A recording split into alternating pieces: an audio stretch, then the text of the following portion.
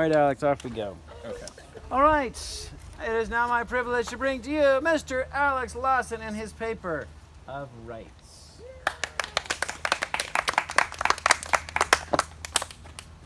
Two figures sat on a stone wall, deep in conversation, as the sun began to set.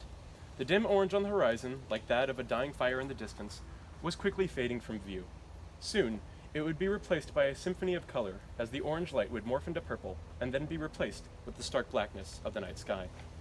These two were not like the many who go about their days, not bothering to take in the world around them. The two figures on the wall were not blind to their own ignorance, nor content with it.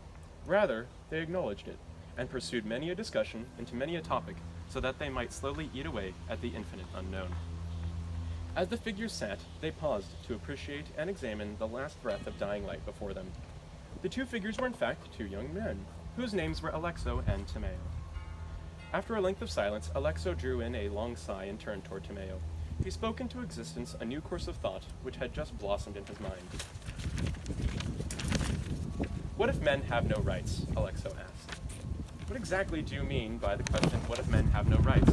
There are a multitude of ways in which that could be interpreted," Timeo inquired. That's what I thought there. Now you understand. Alexo nodded in understanding and resumed. "Yes, I apologize for not clarifying my original question. You are correct in asserting that the subject of rights is surprisingly complex. Allow me to elaborate on my question, and we will use it as a starting point from which to proceed along the present discourse." Timeo motioned for him to continue. "What if men have no rights? The subject of rights is exceedingly prevalent in today's culture, particularly in our beloved United States. Various news outlets and opinionated websites are constantly filled with arguments about the people's rights, or lack thereof, to guns, freedom, and a million other minutiae. Though I believe I am correct in asserting that the individual man has no rights, I know not if the same applies to other large bodies, such as governments. However, I am sure we can discover the answer without much grief. But first, I am curious as to what you think of my base proposal, that the individual man lacks any right."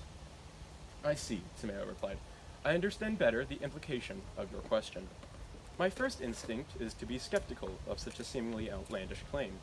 However, your quandary does indeed inspire curiosity, and I am eager to hear your reasoning. I am sure that in the due course of time, you will explain to me your full point and every element behind it. But I think it better to first define our terms before venturing too far. If Plato were to find us discussing some philosophical matter without first defining our terms, I think he would be quite displeased." "I agree," Alexo consented.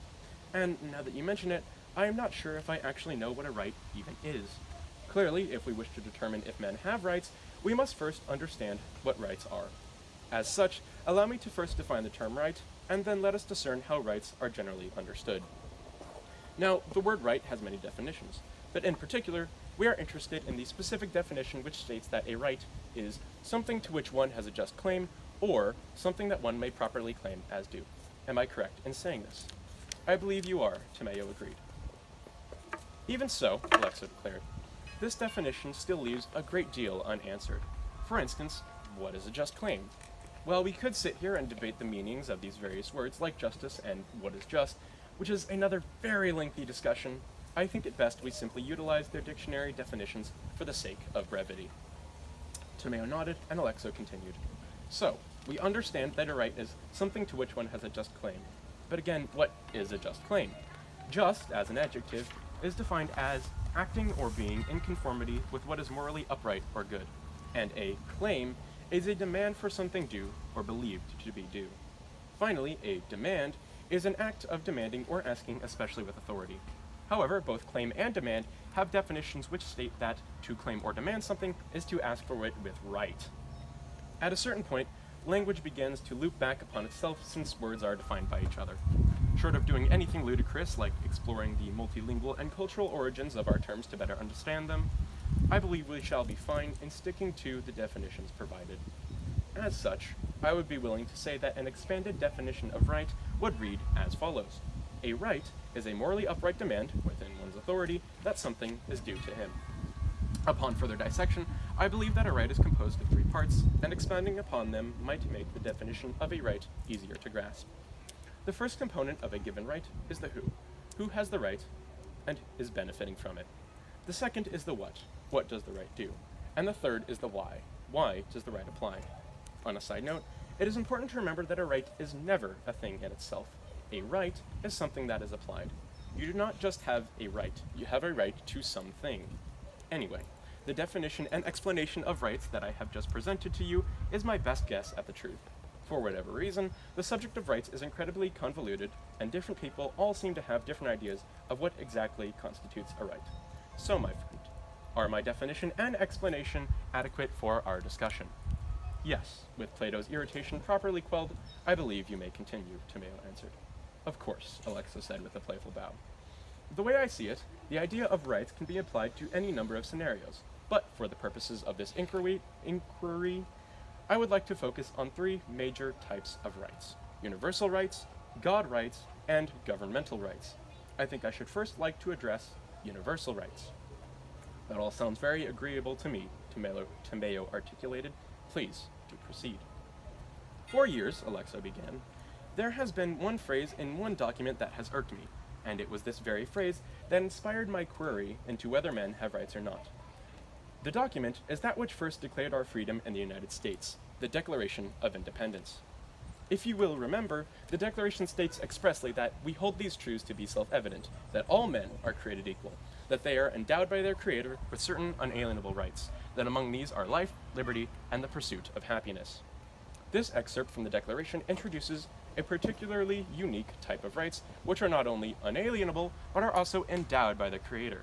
These rights, which are God-given, I prefer to call universal rights. While the Declaration only explicitly mentions three universal rights, those being the rights to life, liberty, and happiness, it is entirely likely that there are additional rights within this category. However, even if the list of universal rights contains much more than is stated in the Declaration, my proof will suffice, as it deals with universal rights in general.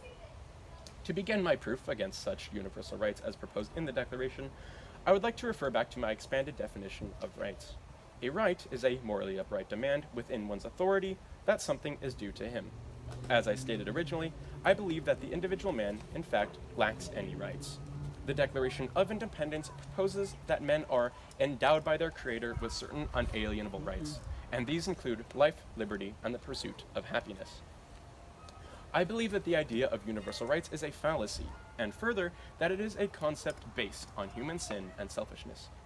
In the beginning, man was perfect, but he soon disobeyed God and thus introduced sin into the world. Sin is simply an act against God and God's will.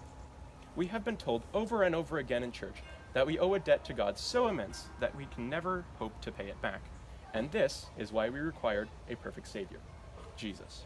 So, not only is man inferior to God, in that he was created by God, but he also owes God an infinite debt for his transgressions. Man has no rights, because not only does God owe him nothing, but man, in fact, owes God the due payment for his debt. For all have sinned and fallen short of the glory of God, the Bible says in Romans. We are deserving of nothing, and are owed nothing by God, not even our lives. For the wages of sin is death, says the good book. Our lives, our liberty, and our happiness are all gifts of mercy. Even our salvation through Jesus Christ is not a right, it is a gift. We are not owed salvation. It is not due to us, and we have no claim to it. It was given to us by God's grace, mercy, and love. To assume that you have any right at all is to assume that you have any power or authority at all. We have no power over God. Interestingly enough, from the perspective of a non-Christian, or simply someone who does not believe in the existence of a God, the result is the same, though for a different reason. Without a God, or a being than which nothing greater can be conceived, there is no standard for anything. This is the same argument I would utilize for disproving the existence of morals without a God. There can be no universal rights without a universal being from whom those rights come. As you and I both know, without God we end up with anthropos metron, man is the measure. Without theos metron, everything is subjective. Thusly, the result is the same. The individual man has no rights. Or rather, if you look at it from the opposite side, a man has any and all rights he wishes because he is the measure. But I digress. Returning to my proof from a Christian perspective, it is as I said, man has no universal rights because he can in no way claim that God owes him anything. While this proof addresses universal rights as they relate between God and man, it speaks nothing toward interactions between men, and so I shall address that presently. We often use the idea of universal rights when discussing what men may and may not do to each other. If one man kills another, we say that the murderer is in the wrong because he has deprived the victim of the right to his life. Saying that the victim has a right to his life assumes a universal right, i.e., that the victim has a right to his own life. However, as I have shown, the idea of universal rights is actually a fallacy. What then governs this interaction? It is, in fact, my second category of rights, God rights. Before I attempt to explain in any detail, allow me to present an example which I believe will aid greatly in my explanation. Let us say that there are two men. Man 1 tells Man 2 that he has a right to his life, and, thusly, Man 2 may not kill him. The question is whether Man 1 actually has a right to his own life or not. Using my dissection of a right, we can look more closely at how this right is broken down.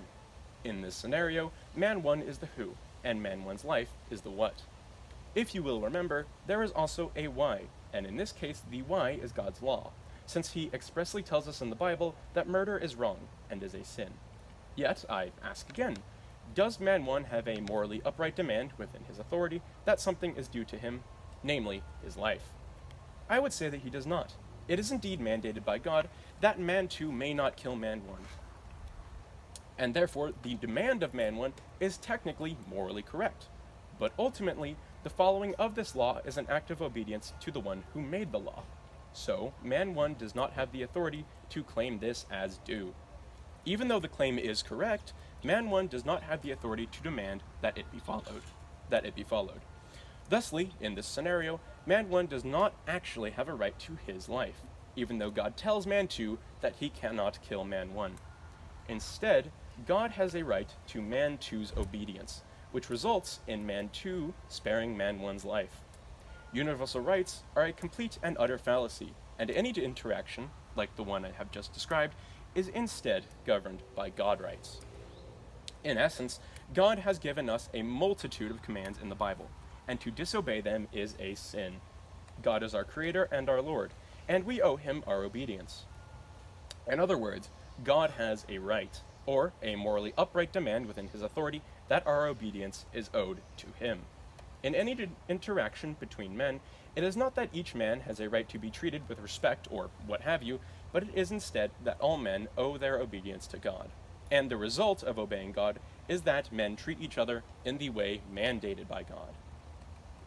Quite the intriguing theory you have presented me with, Alexo, Tomato chimed. I am sure you would like to move on to governmental rights promptly, but allow me first to confirm that I understand your proofs properly. Essentially, you claim that these universal rights are what we generally attribute as belonging to men, and it is because of this idea of universal rights that we could say that a man has a right to his life. However, according to your proof, the concept that a man could have a right to his own life is a fallacy, because it would be impossible for God to owe him anything. Instead, any scenario in which the false idea of universal rights could apply is instead governed by God rights. Man owes God his obedience, and the result of this compliance is that men treat each other in the proper fashion. Do I understand your points correctly? I believe so, my friend, Alexo confirmed. As for governmental rights, however, Tomeo returned, would I be correct in assuming that it will be similar? That governments have no right, and that their rights instead belong to God? Actually, Alexo responded, no. You will see through my next proof that governments are an intriguing exception, and that they actually have God-given authority which gives them rights. But first, just as before, I shall enlighten you with some background on how governments and their rights have been perceived thus far. In the modern political and cultural climate, we see a very distinct perception. Today, people like to believe that the government does not have a right to anything. Instead, citizens, in the United States at least, hold that the government may have only those rights which we grant it. For instance, one of the most highly debated topics in this area concerns freedom. The discussion over how much the government has a right to our freedom has been ongoing ever since the founding of our country. We as Americans hold staunchly to our freedom, and when it is deprived in one way or another, we fight back and protest. Even the Constitution and the Bill of Rights echo this same sentiment, that the government is regulated by the people instead of the opposite. Both documents are solely focused on defining what the government can and cannot do. In other words, the government does not have any rights of its own, and it can only do what it is allowed to do by those under it. Surprisingly enough, the modern view of government is entirely opposite from the views presented in former centuries by Thomas Hobbes and Jean-Jacques Rousseau. Hobbes in Leviathan and Rousseau in The Social Contract both suggest that government is a single entity which is governed by a man or group of men. Within this entity, every person gives up his will and rights, so that the sovereign, as they call it, has absolute power over its citizens. Hobbes also lists expressly the rights of the sovereign, or government.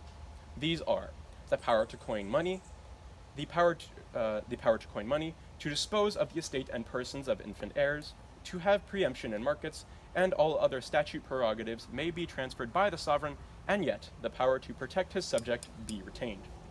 Essentially, what I believe Hobbes is saying is that the sovereign has the power over the rights of its people, and thus their rights belong to it. While Hobbes and Rousseau, unlike the modern perspective, are correct as to the who and the what of governmental rights, they are still neglecting the proper why. Allow me to elaborate. Within the subject of governmental rights, it is the government itself who has the right.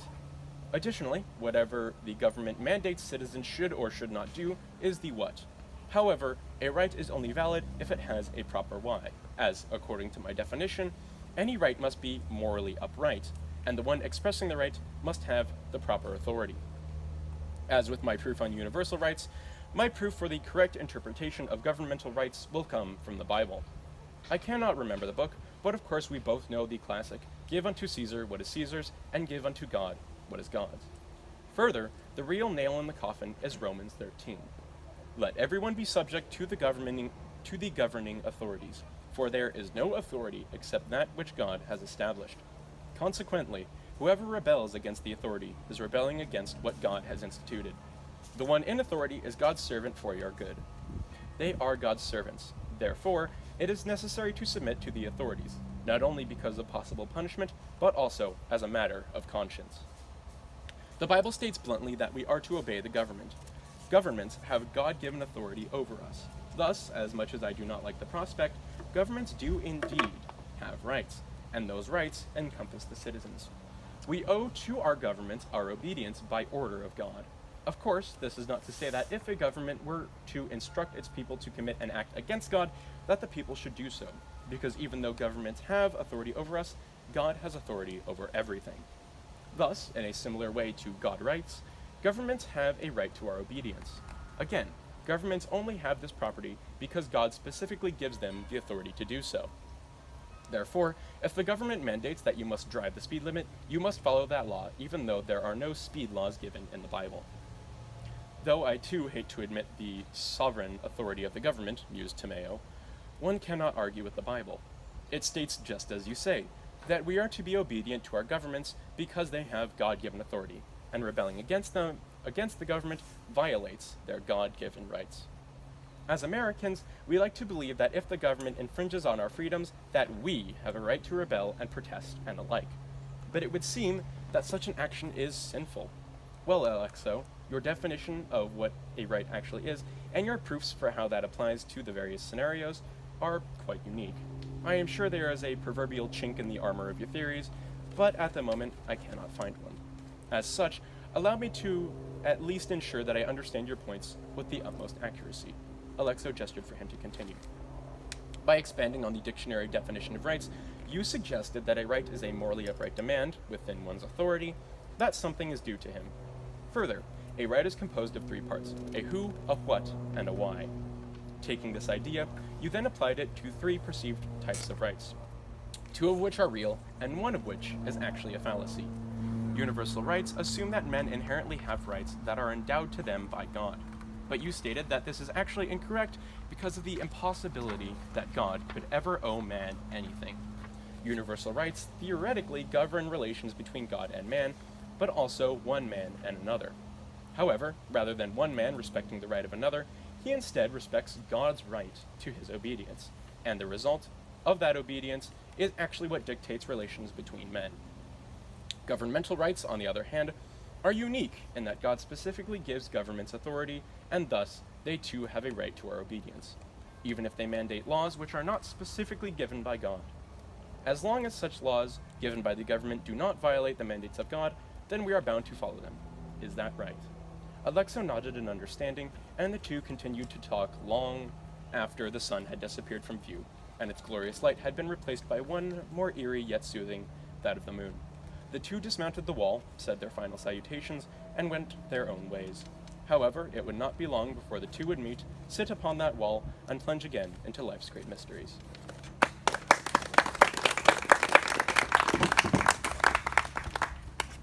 Thank you very much, Mr. Lawson.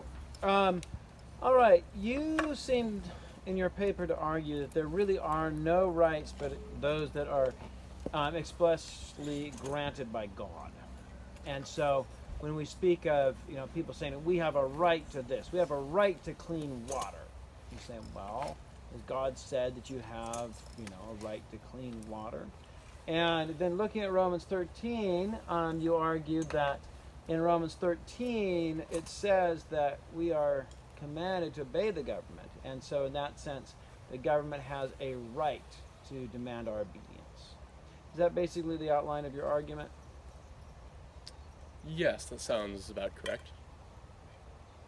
All right. And so would you say that individuals have nothing that they can claim as a right of their own because there's nothing in the Bible that says to the government, you have to respect this right of the individual? That was kind of what you would look for. If there was an individual right, you'd expect the Bible to, in some sense, command governments to, say you have, governments must give their people clean water, and therefore people have a right to clean water.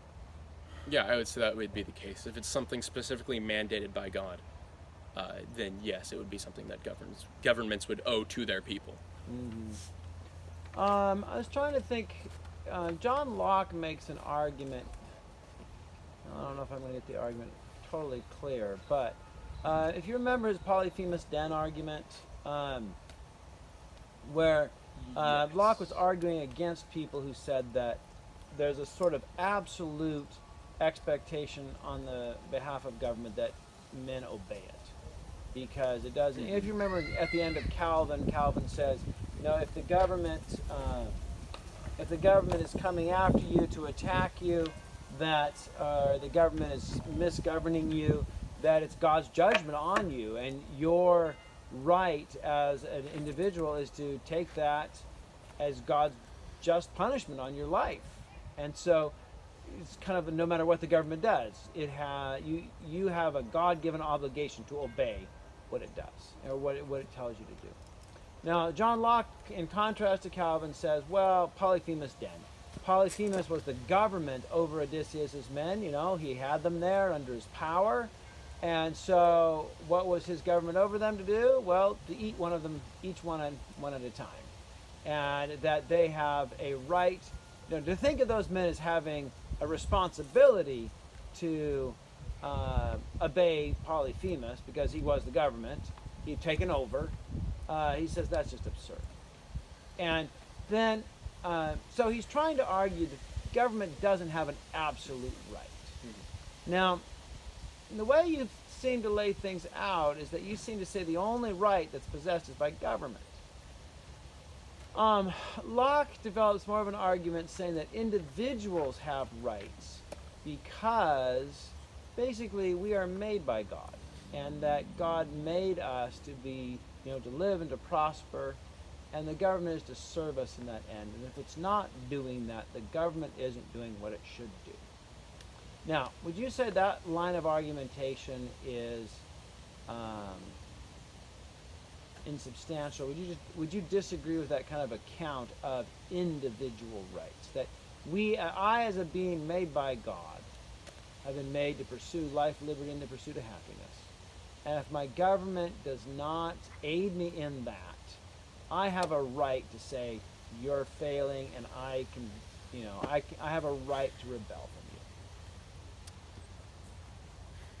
Yeah, I would say, regardless of the scenario, if it's between man to man or government to man, man does not have any rights of his own. even if he is a being made by God, which is actually where I got my idea of God's rights from, was a previous comment you made during my paper consultation of how do men interact. You know, that you are a being made by God. There should be something special to that. You inherently carry the image of God, or what have you. And so that's where I got the idea of God rights. Yes, you are a being made by God, and so is everybody else. And as a being made by God, specifically man, you are to obey God, which is what governs that interaction between men. You carry the mark of God. Great, that means you are to obey God. And you respect the other people because that's what he tells you to do, and he has a right to your obedience. Now, when it comes to governments, it's a little bit harder. Governments are such a weird, arbitrary exception. God just makes this exception in the Bible. By the way, governments have rights. The hard thing, which this maybe is a bit of a cop-out, but basically, I don't know what government that applies to. It says in the Bible that governments have a right over us and that governments are instituted by God. The question is what governments that applies to. So what constitutes a government mandated by God? I'm not sure that I'd be willing to say the government of North Korea is a government mandated by God. I don't know. As far as I've searched, I can't figure out what exactly constitutes that government that's instituted by God. You would think that a God-mandated government, one who you owe your obedience to, would be one that treats you in a God-mandated way. You would hope, or you would think. That's about as much as I've ever really been able to figure out about it. If the government is not respecting, who you are as a person or as someone who carries the image of God, it's not. You still don't have rights of your own. There is no exception to that.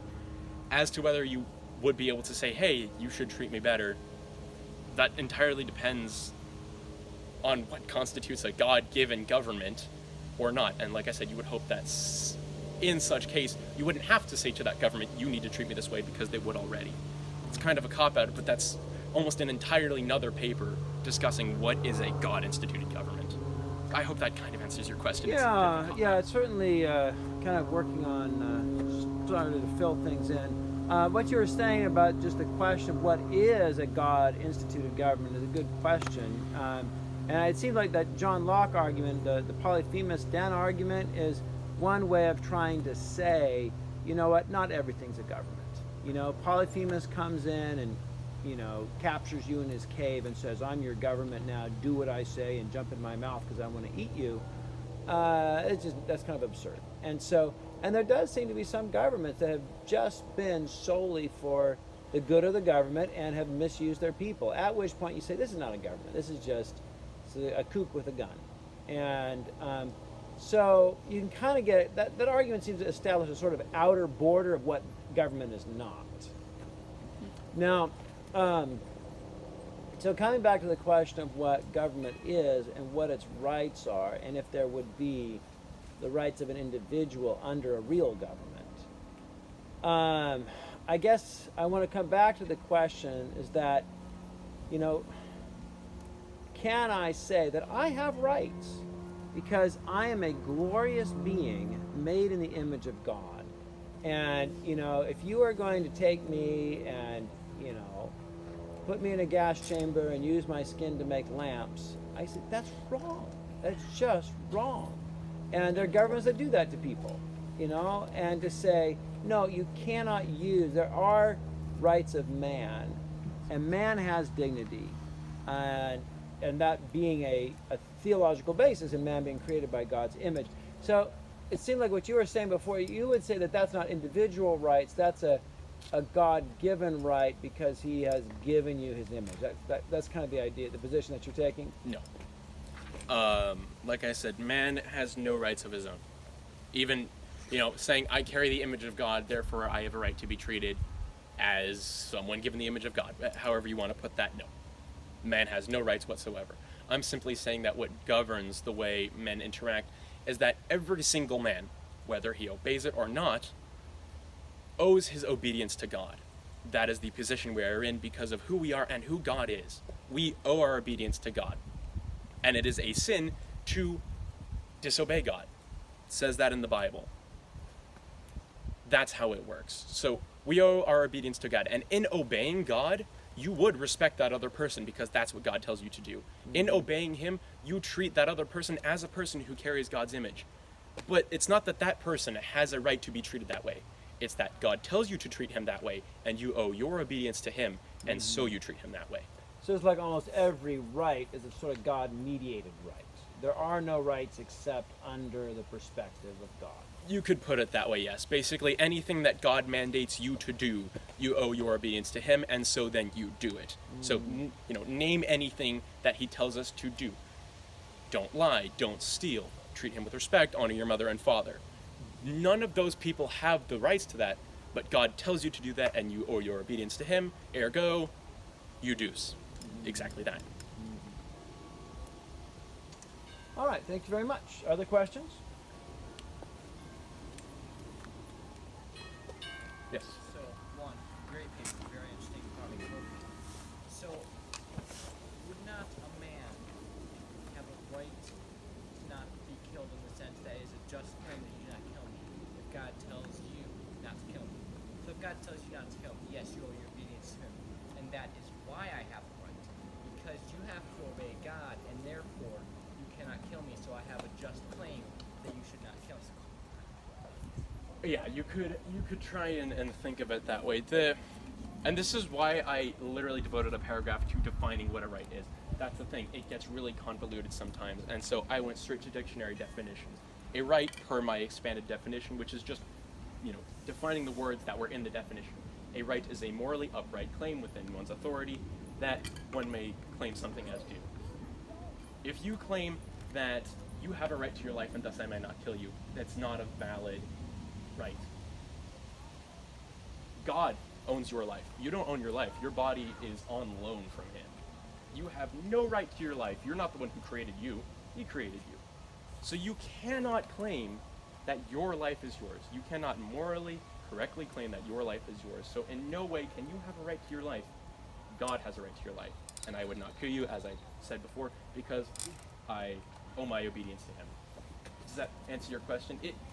It's really tempting to look at it that way, but you can in no way say that you have a right to your life. But that actually does seem to me that it would rub a lot of people the wrong way because they want to say that you have to respect me and I have these things that I get to keep. But in reality, if you don't own that, if you're just doing that because there's a higher power that's going to rule. Yeah, Thank you, though. it does. Yeah, but I think that does. Half the fun of this paper is that a lot of people won't like it. It's controversial, especially when I started arguing against the Declaration. Controversial, and that's why it's fun. A lot of this, one of the biggest ideas of this is removing any feeling at all of entitlement within yourself. If you realize that you have no right, you own nothing, everything is owned by God. Looking at it this way, I made it where I tried to give it in the best way so that it removes all feeling of ownership, selfishness, and entitlement from you. That was kind of the way I constructed this. Did you have something, Dawson? Yes. So, part of your issue with the term right is there's an inherent individual boost where it's all about the individual as the source versus. So, you can define it, rights are from God, but since rights, when people talk about rights, everyone knows it's individual, so it's connected to that. So really just get rid of that completely and say, no, you have no rights, because you just have to redefine it to say God, rights from God. And people just think of it from individual. Yeah, it's not even necessarily redefining it, it's just that people don't understand it correctly. Like I said, I went straight to the dictionary definition because I wanted to have the standard by which we base our language. Where do we get the meanings for our words? Through context, but also just through our definitions. Otherwise, this sequence of sounds doesn't have a meaning, so we use dictionaries and stuff. In the dictionary, that's what it says, specifically a just claim. And if you define those, it leads to something that is morally correct. So anything besides that is just someone using the word right incorrectly.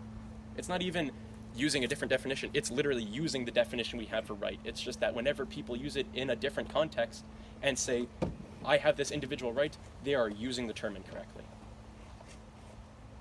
Does that answer your question? Okay. All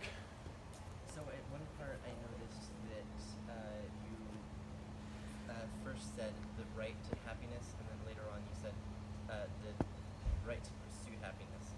And I was simply wondering what your opinion is on that. I was a little confused. It seemed contradictory. I did that for the sake of congruity in where I was saying it. It's basically the same thing. The right to pursue happiness, the right to happiness. It's just the right to this object. So whether you're seeking it or whether you have it, either way. The only reason I did pursue happiness was because that's what it says in the Declaration, and then just using the form of just right to happiness made it fit better where I put it. But realistically, it's the same thing. Okay. Mrs. Shu? So if, for example, you gave me a teapot for Christmas, and it was a particularly unattractive teapot, and I did not want to keep the teapot, would you believe that I have a right to that teapot, to dispose of that teapot as I see fit? Or is that teapot still actually owned by you, and I do not have a right to it? There's so many ways I could answer that. One of the things I actually discarded from the paper was a specific paragraph about property rights and owning specific things, because things get a little dicey when you go there. I would say basically, I relinquished that item to you. You didn't steal it from me. I gave it to you, and so you may do with it what you want. It's not that you have a right to do with it what you want. You may do with it what you want, which is maybe splitting hairs, but Well, the reason I ask is because you say that God gives us life. Christ gives us salvation, but that we do not have a right to it. So then, if it was a gift, then I may do whatever I want with that gift, right? I may dispose of that gift because it's mine. So where are we splitting the hairs gotcha. there? Well, that's basically trying to compare apples to oranges. The relation between God and man is something entirely different from man to man. Valid. God is God. And the relation between, well, like I said, God and man is entirely different. We are equals as men, as humans, as beings created in the image of God. We are in no way equals to God. And so it's just an entirely different scenario. So because he's on a different plane, he retains ownership and Yeah. rights even Yeah. after a gift, whereas if you give me an ugly teapot, you do not retain rights to the ugly teapot. Yeah, I would say that. As soon as you, Breck first, he raised his hand first. I'll get to you. So I have two questions. First is a follow-up to what Jack said, because I think that the difference between the right to happiness and the right to pursue happiness actually is a pretty substantial difference, because I think we all have the right to pursue happiness. Is this inconsequential to your paper?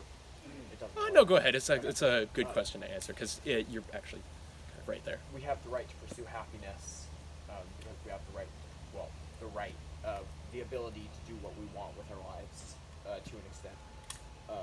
But if we say that we have the right to happiness, that's implying that God or the government owes us happiness, I think. Yeah. What do you think the distinction is there? Does God or the government owe us happiness? It doesn't really make a difference. Either way, like I said, man has no rights whatsoever. He has not a right to happiness. He has not a right to pursue happiness. Whether they are the same thing, whether they are different, doesn't matter. Man has a right to none of them. Okay. Then my other question is, you said that it's a sin to protest or to overthrow your government. And while you disagreed with the Declaration of Independence, our government does give us the right to peaceful protest, and we have the Second Amendment, so that we have the ability to overthrow the government if that's necessary. So I'm just a little bit confused there, because the government says that we can overthrow them. The government says that we can protest, and we have to obey the government. But you say we can't protest or overthrow the government because we have to obey them. Okay. There was only one place in my paper where I used protest, and that was when I was saying, when our freedom is deprived, we like to protest that our freedom has been deprived. I did not say you could not protest. I could go back and find that. But basically, I used that to say, when our freedom is deprived, we're mad at it. We don't like it because we think we have a right to freedom, or whatever you want to say about it. Right. So I didn't actually say you can't protest. I used that in one sentence in, I think my second paragraph. That may not have been exactly the right word, but okay. And then as for your other one, overthrowing the government. Again, it's this really weird gray area when you're talking about governments.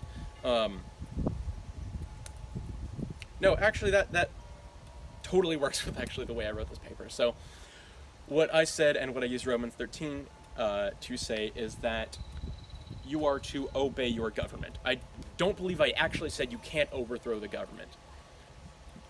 The Bible says you are to obey the government. And thus, if the government gives you permission to overthrow the government based on X, Y, and Z, then you may morally correctly overthrow the government because they have given you the permission to do so. Ben? Did you just say you can overthrow the government if the government gives you permission to overthrow the government? Yeah. You said that like... Well, then what does It sounds overthrowing the stupid. government mean? What does overthrowing the government mean? I mean, it would be replacing the government or the structure which you formerly had. Yeah, doesn't that sound dumb? You keep saying in your paper that you enjoy taking away the pride from people and taking away the idea of rights, and I enjoy that because it's taking it away in relation to God. But you'll say something like, people are way lower than God. They have absolutely no rights in relation to God. So that means that they have no rights in relation to their neighbor Bob. That doesn't translate to that. Just because of the fact that we have no rights in relation to God, and you say, okay, we're equal as people, but then in relation to God we're not equal. But then we have to listen, but then we also have no rights as people. Just because we have no rights to God, we're all at this state of zero, which means that we have the right to zeroness together. It doesn't, and also you said that we must listen to and I still, like, there are some things that people say where I'm like, I kind of disagree with that. That's a silly thing to say. But with you saying you can overthrow the government, you're morally allowed to overthrow the government if they allow you to overthrow the government. That's something where I'm like, neither do I understand nor can begin to understand what he's saying. So, do you know what you're saying? Could you please explain I do, to me? and it sounds absolutely stupid, but basically, again, it's this stupid gray area that would take me an entire another paper of what constitutes a government that is mandated by God, wherein you must obey the government based on the Bible.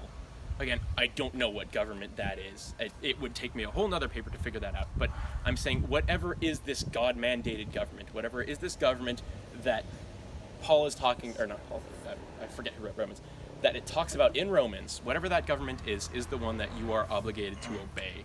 And so, theoretically, if that government were to tell you you can overthrow the government, you would be able to overthrow the government. Hold up, Ben, let me finish answering. If, let's say, hypothetically, it was a government not mandated by God, which theoretically would not treat you correct, because a government mandated by God would treat you correct. But again, that's digressing. Theoretically, you have a government not mandated by God, you wouldn't have an obligation to follow it, and then therefore you could overthrow it because you don't have a moral obligation to follow it. In reality, though, there's no way we can determine which is which means that you have a moral ability to overthrow any government morally, because if your reason judges it to be a government against God, you can overthrow it. So, How can you say we have no ability to determine which is which? because you gave no defining terms as to which is which. No, I did not, because that is not the purpose of this paper. Well, then why did you talk about government so much? We can move to another question. Just simply because in the Bible it does specifically say that whatever this hypothetical government is, you have a moral obligation to obey them, and they have rights over us. The reason I did that is because within this hypothetical government there is an interesting interaction with rights, and that's why I included it, because it's really unique and really interesting. But again, I did not have the time, nor the space to explore what is this God-mandated government, and whether we can figure that out or not, or whether one even exists or not. I don't know, and again, that's a whole nother thing to look at. All right, thank you. Abby? Okay, so suppose you have a government which has given you the right to overthrow it, which doesn't seem like a government would want to do, but at what point during the government overthrowing process do you no longer have that right because the government that gave you that right is no longer in existence? once you have overthrown the government. That's entirely dependent on the law of the government. And plus, after you've overthrown the government, you've overthrown the government. There is no more government. We are now officially splitting hairs. Dawson. What if I said we know what government, at least in some case, Paul was referring to the Roman Empire. So should we try to resurrect the Roman Empire to its glory? Was he specifically referring to the Roman Empire? He is speaking to the Romans about authority, so You can, but The historic do you is- know that he specifically was talking about the Roman he at Empire? least was talking about the Roman Empire. At least. If, let's say, hypothetically, he was specifically referring to the Roman government, then yes. Was he specifically referring to the Roman government? I don't know. Sure. I got a question more based on your paper. Okay. Oh. Yeah, no, this is where I lampshade it with, like, I don't know what a mandated government actually is, but in case you find one, this is what you're supposed to do. Okay, I wanted to ask you, you said that God has given governments a specific right over people to rule them. Would you say that, because he says in Romans 13, you must obey the governing authorities. Well, when he also says in the Old Testament that one must obey one's parents and one must listen to them, do you think that God has given rights to the parents to rule over children? That's Or it. Before you answer that, can you restate the question? We forgot to hear it. What she said is basically, in the Old Testament, God gives parents authority over their children. You know, children are supposed to obey their parents. God says that. So then, do parents have a right to their children's obedience in the same way a government does? Got it. Thank you. That's actually an interesting one that I kind of half considered, but I didn't put in. So in the beginning, I believe I said, or I had my character say, I know not if the same applies to governments or other large bodies, or just bodies, which I put large bodies, but bodies. I would say yes, in that specific instance, not because that specific person has the right, but because the institution of the family, the institution of the parents, has God-given right. When I wrote this paper, I explored 3 different types of rights. There are who knows how many more, and that would potentially be one of the other ones I could have written about, the institution of the family and the specific rights that God gives parents within the institution of a family. Yeah. That family could be one parent and one child. It's still the institution of a family. Yeah, I was curious because the other aspects of God, of the Ten Commandments, aren't considered our rights. So I was just curious what separates out that one particular than the others, like you shall not kill and you shall not steal. So you're saying that the other ones aren't considered? Yeah, you consider them. We don't have an inherent right to life because it's just yeah. You know what I mean? It's a difficult one. So, if I'm understanding this correctly, we have, say, an individual to which those other commandments would apply, and then we have the family institution to which that one specific one would apply. So you're saying, how do those not apply to those? So how can you say they don't have those rights? And then how can you say they do? Yeah. Well, first off, that depends on if, what's said in the Old Testament is still to be followed, because there are things like, respecting the Sabbath day, or things that the Jews did that were then replaced by the new covenant, so there's that whole thing, but again, that's a whole nother topic.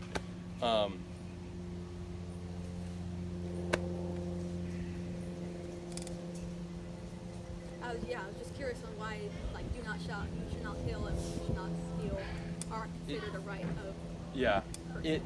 And to respect your parents is. okay. I guess based on my theory, I would have to say then that no, parents do not have a right to their children obedience. Their children have there we go. Let's rephrase that, because when you asked the question, you said, do parents have a right to their children's obedience, or however you said it. The actual commandment is, the children obey your mother and father, Yes. which is speaking to the individual child rather than speaking to the rights of the parents. Under that, I would say that children owe their obedience to God, therefore they would follow that and respect their mother and father. If there was somewhere else in the Bible where God specifically says that parents have authority and that their children owe their parents obedience, then yes, they would have that. If God does not specifically say it in the Bible, then they don't. That's how I would address that. Ella's behind you. She's had her hand up for a while. Oh, okay, thank you, Ben. Ella? We can't hear you, Mr. Yeah, sorry. Oh yeah, we finally got reconnected here. Okay, just a second. Okay, Al there. I know, I'm sorry, Mr. Paper, it looked hilarious. I'm going to look over that later. Okay, so it looks like everything's working. All right, Ella, would you please go ahead and try to ask your question? Uh-oh. We're not hearing Ella. Bummer. I just heard somebody go. Oh, nope, there's Ella. Go ahead, Ella, one more time. Okay. Well, first of all, really good paper. I remembered you talking about this in class, and it was a really interesting idea. So I'm really glad that you expanded upon it. My question is, I don't want to start a thing, but do you feel you have the right to be presenting a paper locally if the government has said that maybe that's not a great idea? I was just curious if that would be.